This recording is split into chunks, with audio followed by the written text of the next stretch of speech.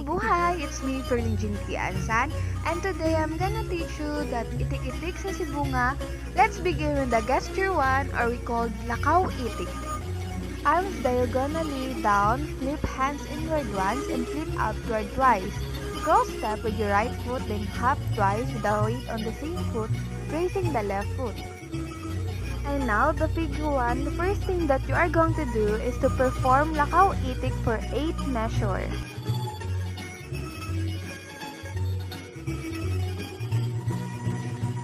And now, I will demonstrate to you is the gesture 3, which is the finger flutter, right arms bend upward, back of left hand touching right elbow.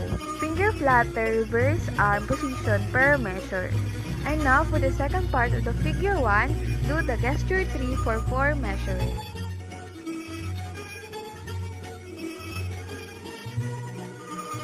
And now, for the last part of the figure 1, do the gesture 3 for 4 measures, turning right in place.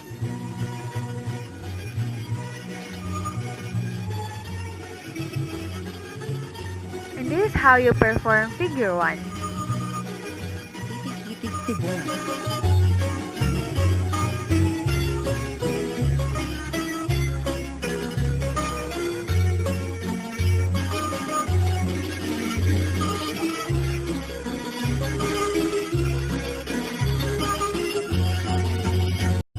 And now, let's move on to the figure 2, which is boys entrance.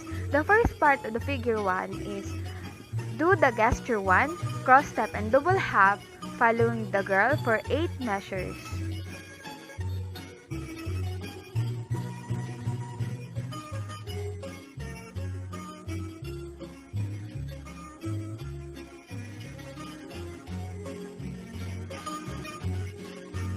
The last part of the figure 2 is do the gesture 3 by facing partner, cross step and double hop by 8 measure.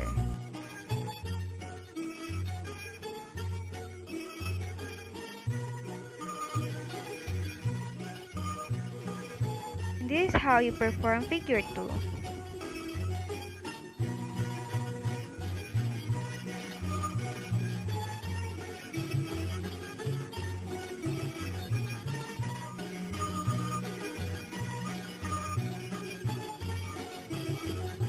But before I start on the figure 3, let me introduce to you the gesture 3, which is right arm bent upward, back of left hand touching right elbow or finger flutter, reverse arm position per measure.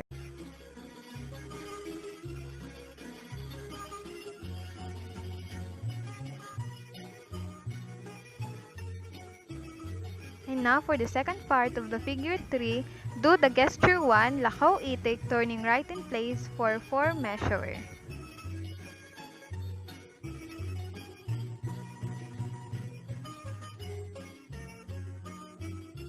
And now for the last part of the figure 3, do the gesture 2, Kurita facing audience for 8 measure.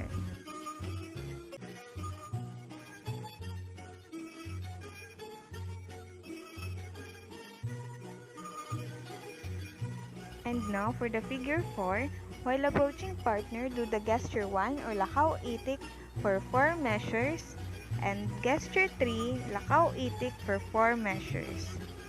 And the last part of the figure 4, do the first and second part of the figure 4, repeat it by changing places, passing from right to right for 8 measures. Altogether, let's dance figure 4.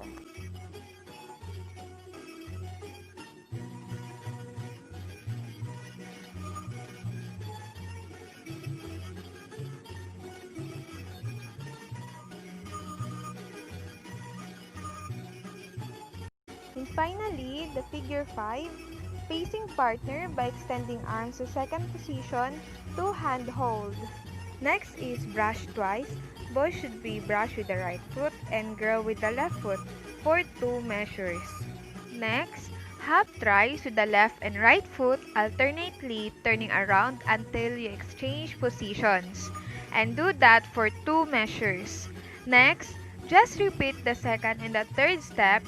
And last but not the least, do the Lakaw Itik turning right for 8 measures to exit.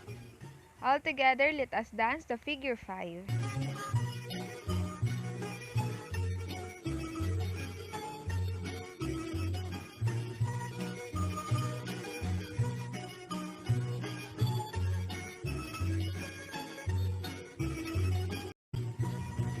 now we are done on step by step. Let's do it together. Are you ready?